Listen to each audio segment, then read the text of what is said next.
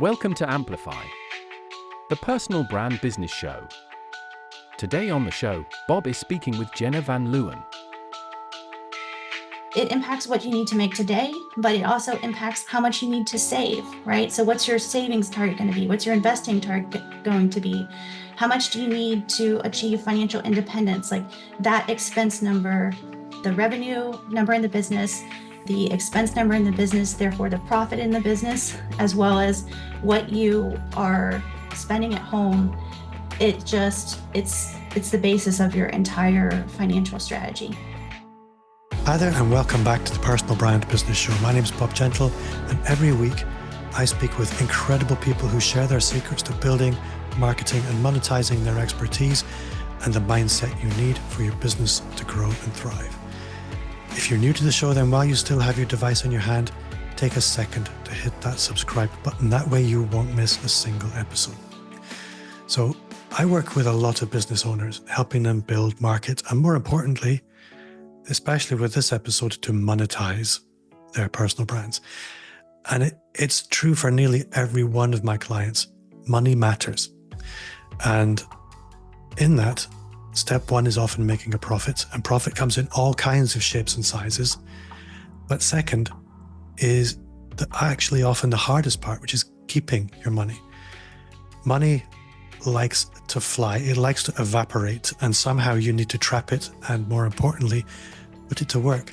This week, I am delighted to welcome Jenna VanLeeuwen to the show. Jenna, welcome. Hi, thank you for having me. So I am very excited to talk about money. Talking about money is one of my favorite things these days, but it wasn't always so. Actually, making money in a business is much harder than a lot of people think. So for the listener who's meeting you for the first time, can you maybe just tell us a little bit about who you are, where you are, and what it is you actually do? Yeah, so I'm Jenna VanLeeuwen, and I'm the founder of Aligning Wealth, and it's an independent fee-only financial planning firm based out of New York City. So I do work with people across the US, not internationally, unfortunately, but we are focused on helping consultants, creators, influencers leverage their business success to create financial freedom.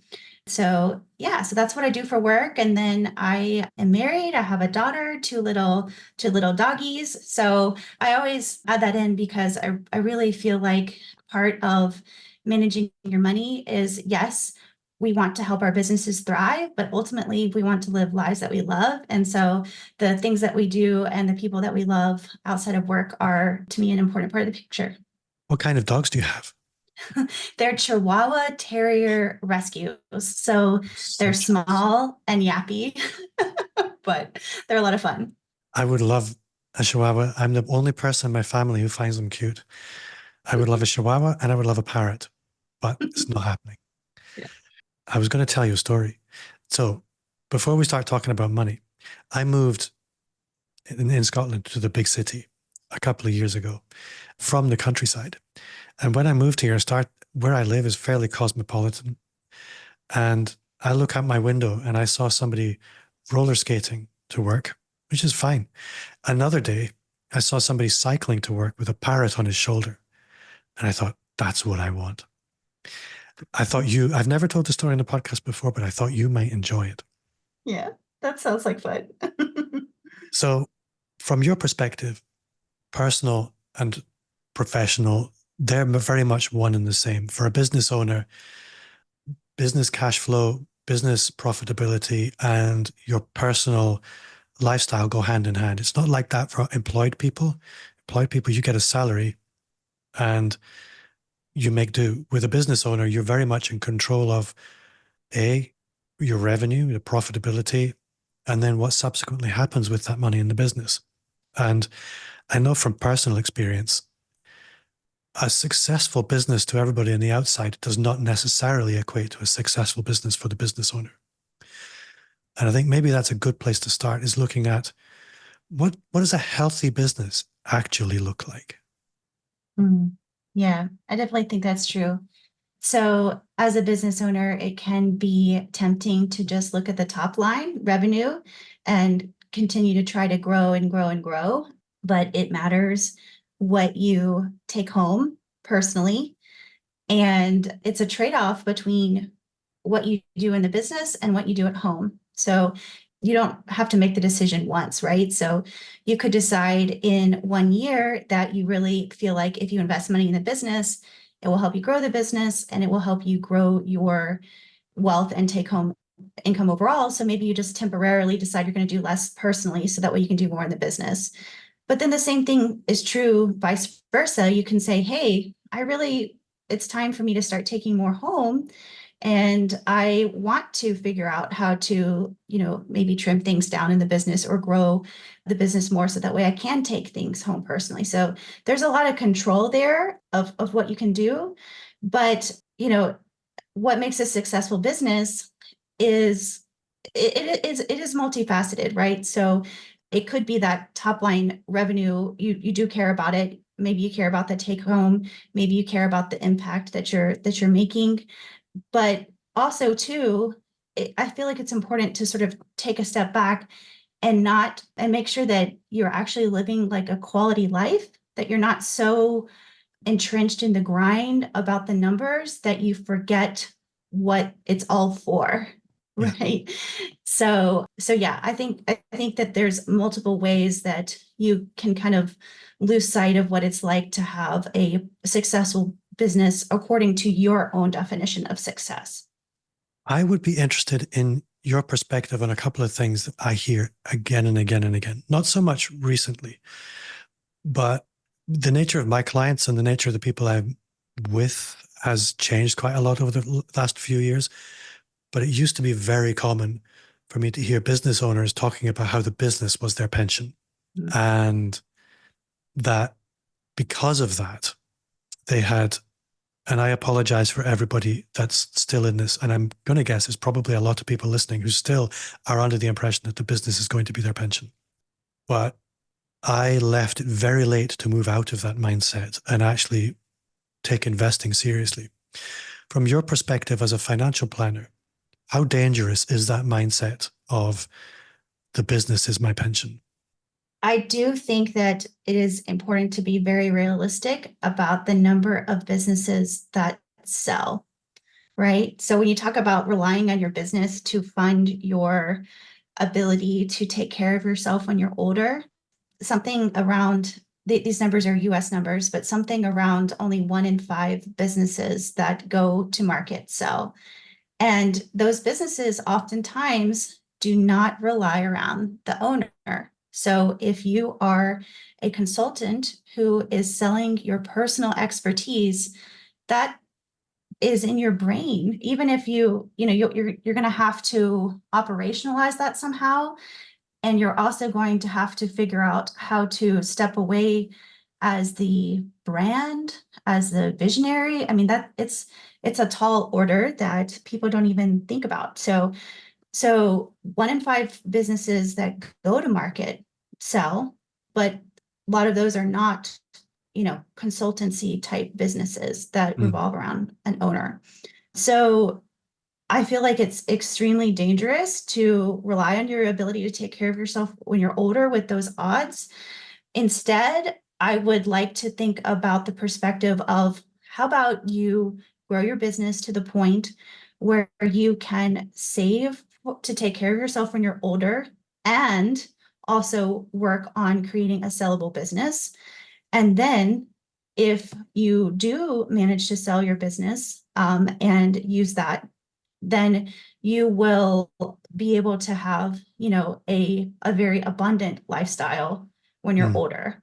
And, we want to have businesses that are profitable, that are bringing home the money that we need. Why can't you grow the business to the point where you can save? I feel like that's actually a very limiting mindset to say, I have to put all the money in my business instead of either or. Why not both? Yeah. I think that's absolutely true. I think there's a proper name for this phenomena, but Mike Michalowicz talks about the tube of toothpaste in a business, that every business kind of treats their business like it was a full tube of toothpaste and the money gets spent accordingly. And yet, when we're at the end of the tube of toothpaste, somehow we can make this last for a very long time. So to operate our business as though it was a tube of toothpaste that was nearly empty allows us to build profit in a business. From your perspective, obviously, this is what you do every day. When people come to you as an expert, they'll usually come with one of a few problems. There's a few triggers that bring people to an expert for some kind of help. What is it that tends to trigger people to come to you for a conversation? I feel like when a business is growing, a lot of times the two financial pain points are something related to taxes, because it's just such a big expense, both for in the business and then personally, or something related to cash flow. So you can be making good money, but if it is highly variable, that can be a very difficult thing to navigate. And it gets compounded because you have to fund all of the bills in the business, but then you also have to fund all of the bills at home. So unlike, like you said, unlike an employee who gets a regular salary and you make do at home, and it's often more steady, it's double the decisions and then additional complexity because it's irregular. So sometimes it's related to cash flow. And then a lot of times it's related to just really wanting to optimize taxes and make sure that they are going, that you're taking home what you can.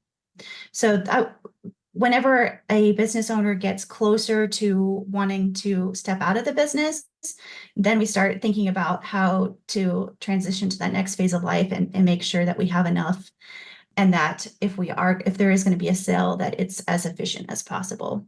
What's really interesting listening to you speak is most people will be accustomed to the idea of a bookkeeper. Most people will be accustomed to the idea of an accountant when it comes to do their compliance around the taxation and things like that. But my experience with that kind of service provider is they're very, very good at looking backwards. Mm-hmm. And very often you'll meet an accountant who will talk a good game when they're looking to sell you about looking forwards. But the reality is, as soon as you become a client, it's okay, let's all look back, and you get no planning, really. You don't get much looking ahead. And I think for the kind of person that you and I are working with, life and business are very integrated. There's very, very little in between them. So the personal tax, the business tax, the personal financial planning, as well as the business financial planning and the forecasting, most importantly, can make the difference between a fulfilling life that is as a stress-free home life and a predictable business revenue and actively moving towards your goals, versus one where you have a surprise tax bill that you couldn't anticipate and you didn't plan for and you've no idea how to fix. And the impact, and I say this from personal experience, the impact that has at home is tremendous. So I can completely see the value of this integrated approach, which I think is fairly unique in that you bring the investments and pensions and business financial advisory as well as personal. It's a very organic, holistic approach that reflects the true needs of the kind of person that you've identified to serve. I really like that. What you say about taxes, I have heard that story over and over again. So a lot of times you might not pay attention, especially at the beginning, right? If you're starting to take off, that moment when things are starting to go really well, or you've had a year that you've done better than you expected. If you are not keeping on top of your bookkeeping, which if you are not a person that's, money minded, that's probably one of your least favorite things to do, right? So you start making more money than you expect. You don't save enough for taxes. Maybe you don't have a team in place that you feel like you can rely on to give you good numbers like that. And then all of a sudden, tax time comes due, and not only are you behind from the previous year, you have to catch up. And so it's a huge, huge, huge bill. And if you've already spent that money on business investments or on personal expenses, all of a sudden you're coming up with one of the biggest bills you've ever had in your life. So it's extremely stressful, and that nobody likes to feel behind, right? Nobody likes to have a big year and then feel behind. So yes, that's a very common story. And if instead you can, and I say it's a common story in that if it has happened to you, don't feel bad. I have heard, I have worked with people that are extremely successful, and I have heard that story multiple times. So don't feel bad if it has happened to you. Instead, what you can do is you can just try to get those team members in place that can help you be proactive, right? So not, and when you sort of talk about, oh, hey, we're always looking back, we can look forward to next year. We can look forward to the end of the year, try to project cash flow and plan for big expenses, whether it's taxes or something else. But then also too, if we are able to kind of dig in a little bit further and get those long-term goals for what you hope to do when you're financially independent, or what you need to actually be financially independent, what you would like your lifestyle like to be now, and kind of take these like hopes and dreams that we have for now and in the future and boil them back into real numbers, then we can look at these expenses over the long haul and start making them into a reality, right? So if we're clear about exactly what the numbers are to do all these things now and in the future, then we're able to create that life that we want and actually pay for it today. I really like that. I think one of the things, when I was having a rummage around your world before we were talking, I downloaded your Aligning Wealth, Understanding Your Profit workbook. I think it has a cash flow workbook. Mm-hmm. It's really clever. It's really pretty. It's hard to make a spreadsheet pretty, so you get top marks for that. But just a quick glance through it, anybody who's listening, if you don't have complete clarity on your money, you may have things like Zero or Free Agent or things like that, they give you the top line stuff, but they don't really give you the insight into where the money's coming from, where it's going, the way that this spreadsheet would.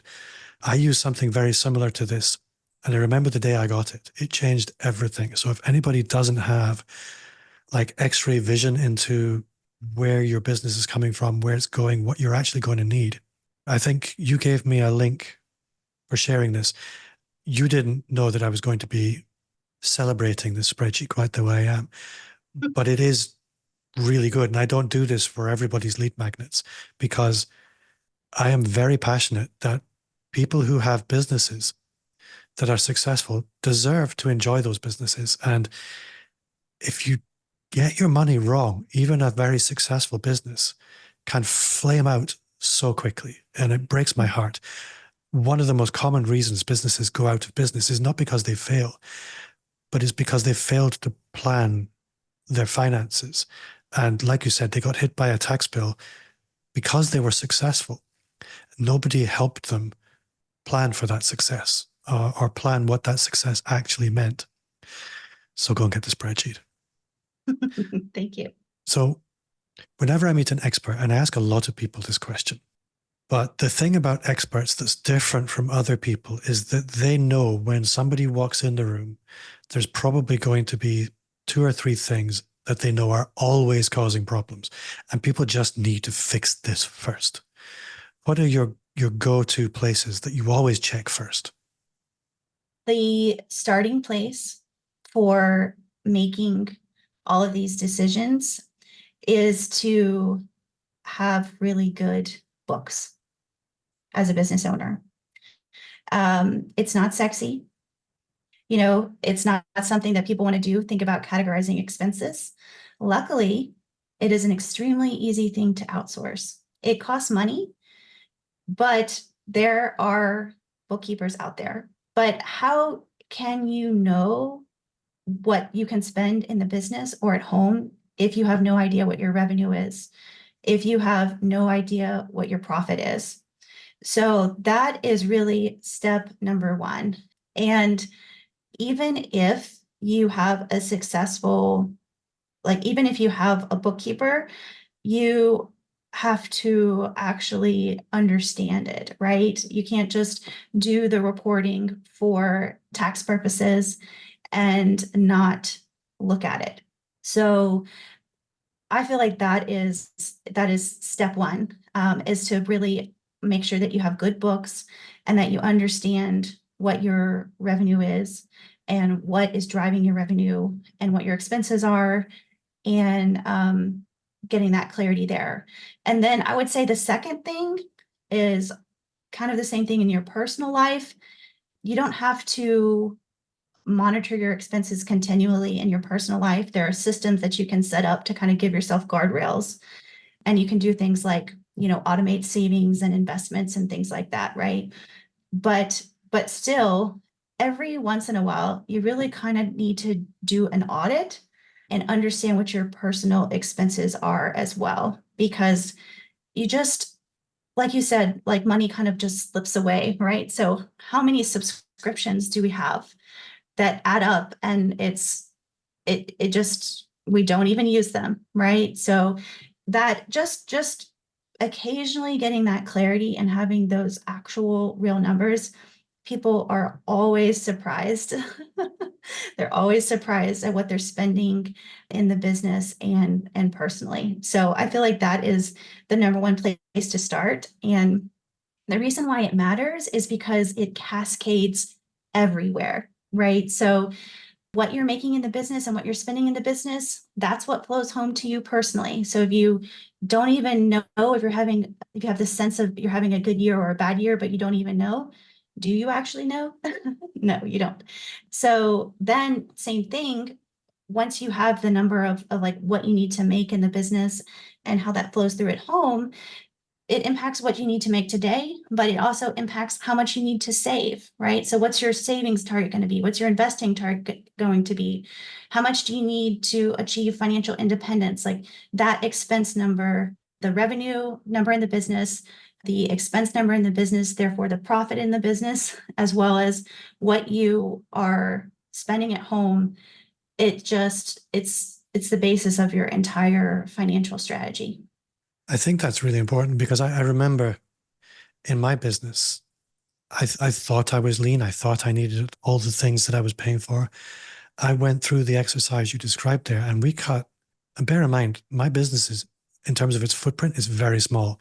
It's me and a couple of people who help me.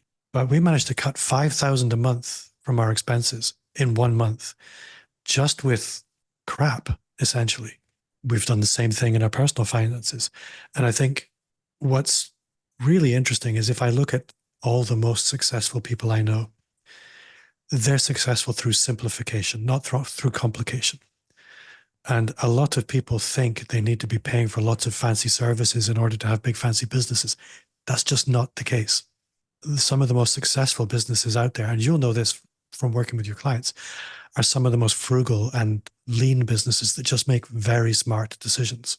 Yes. And the thing that you said there is, it's not, sometimes when we talk about cutting expenses, people feel very like it creates that sense of scarcity for them, right? They're like, they don't want to think about the idea of cutting expenses. But what you just told me is that $5,000, which is a significant chunk of money that you can then like take home, if you so choose, they were things that were not producing value. So why would you want to pay for things that are not producing value? So if you think about that, if you try to think about it not from a sense of scarcity, if something matters, you're going to prioritize it, right? You're going to make sure, if something is important, you're going to make sure that you can make it happen in the business or at home.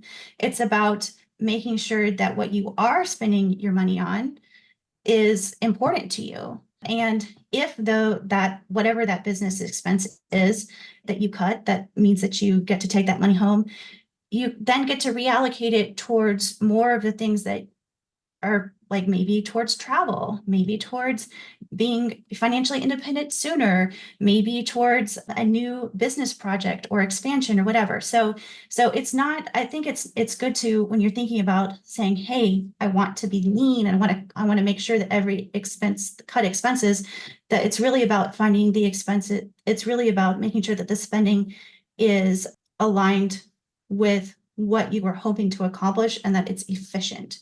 Yeah. So instead of sort of feeling this sense of like cutting back and of scarcity. I think also acknowledging very clearly the difference between expense and investment, and not fooling yourself that every expense is an investment. That's certainly what I see a lot in my own business, that every expense now needs to earn its place. And if it doesn't, it's gone. And this is the same in personal life. And I think it's important to acknowledge everybody's situation is different.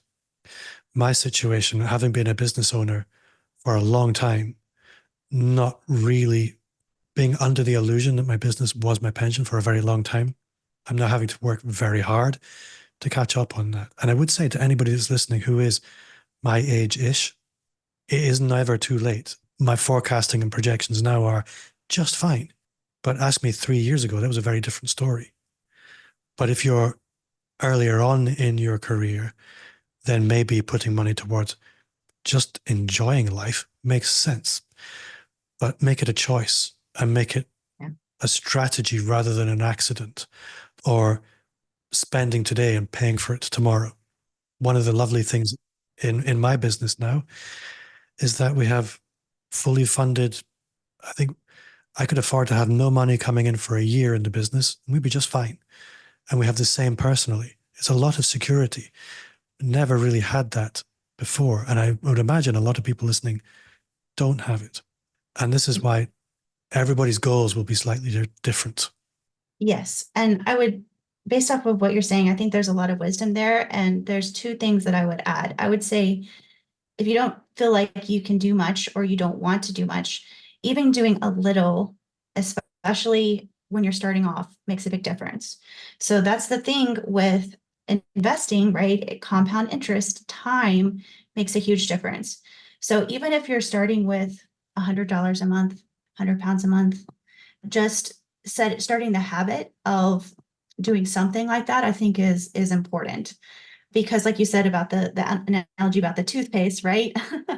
Squeezing it out, you can figure out how to squeeze out that little bit at the beginning. And then you'll surprise yourself about how much of an impact it will make 5-10 years down the road, where all of a sudden you have this sort of flexibility and opportunity and sense of possibility, instead of feeling like you're behind because you at least did a little bit of something that compounded. So I would say that's the case. Even if you are choosing to enjoy today, at least try to do a little.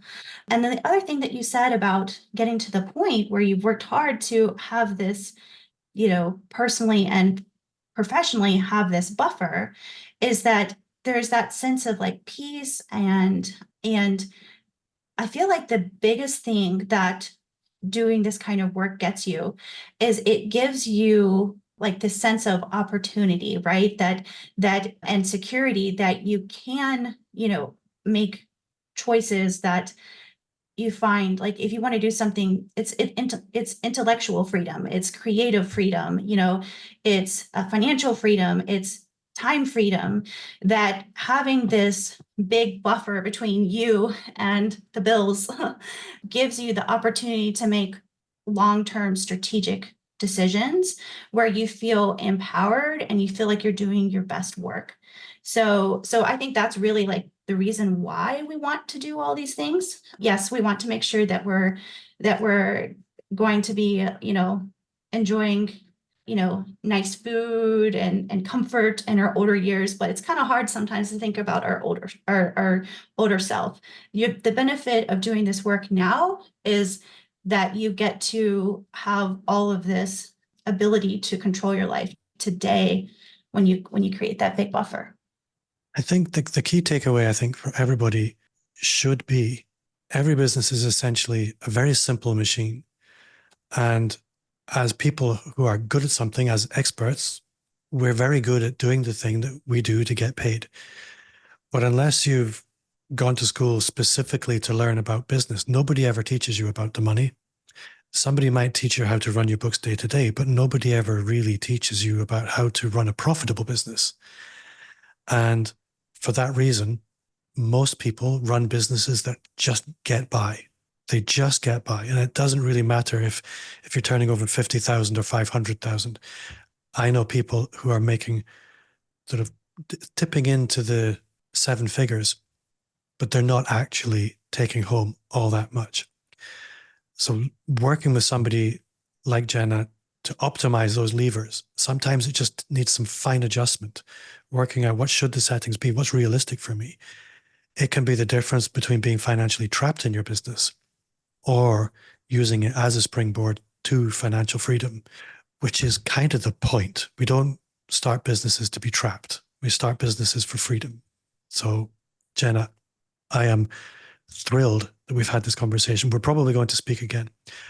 But I'm going to ask you one question that I really want to know the answer to is, in your own business, where did you struggle? Because everybody struggles somewhere in their business. It's one of the levers they avoid. Where's that for you? I think for me, and I think this is probably very common with many of the people that you do, is continually finding the balance between doing the work that I love to do versus doing the sales and the marketing and all the things that grow the business. Yeah. So I do love business. I do enjoy communicating with people, and so that's part of the reason why I love working with business owners. So it's not that I am anti-sales and marketing, because I do enjoy that part of it. But I also really, really enjoy working with people in terms of helping them with the financial planning, with both the business side of things and the personal side of things. So just continually trying to find that balance, and then not go off in technical rabbit holes because I find it interesting. I feel like that's the thing that I have to watch, but I'm a big fan of systems. So this is how I try to overcome it. I try to have lots of systems in place to make sales and marketing and all of those things continue. So that way, even if I am going down a rabbit hole about something financial planning related that I find extremely interesting, things still happen. So. Well, I have a really cool system I'll show you after the interview. The listener, you're not getting to come. Jenna, if people want to go deeper with you, if they want to find out more about you, how can they do that?